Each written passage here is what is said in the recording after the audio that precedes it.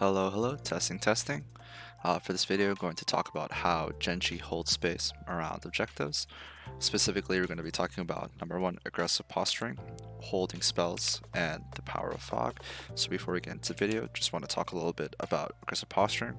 When we talk about aggressive posturing, it's about taking as much useful space as possible and being prepared to engage when they enter your space.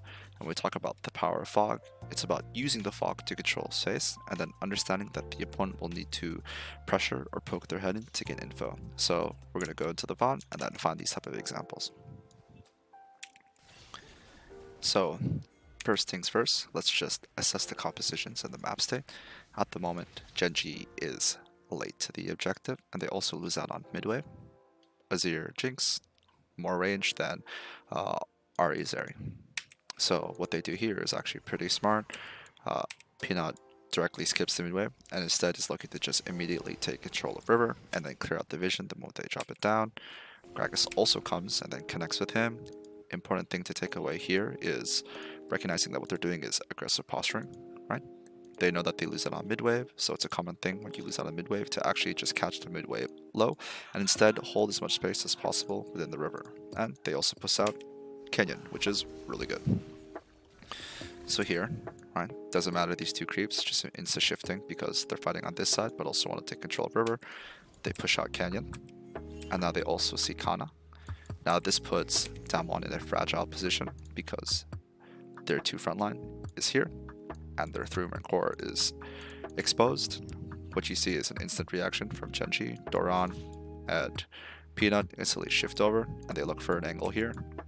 It's a bit crazy that Shoemaker is stepping up like this, but he has TK, so that's the assumption here. They're just looking to control space and kill the pinks, but then the moment that he steps up like this, where it's pretty clear that TK is far away, they instantly look to pull the trigger.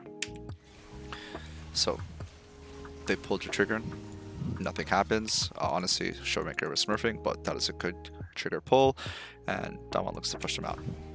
Now, one important thing here that you should take away is it's very common to believe that at this point, Genji is in the worst position because they blew an ulti, but actually their condition is okay because they only used one, right? They have Gragas, Vi, Zeri, Rakan.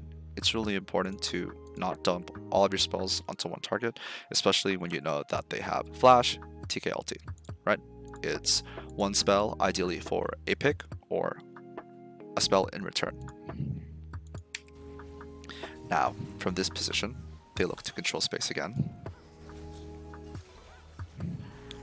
So let's look at the formation. Notice that they have Zeri on midwave and the rest of them are controlling this space. Let's play it out. And then we'll see, based off of their movement here, why they do what they do.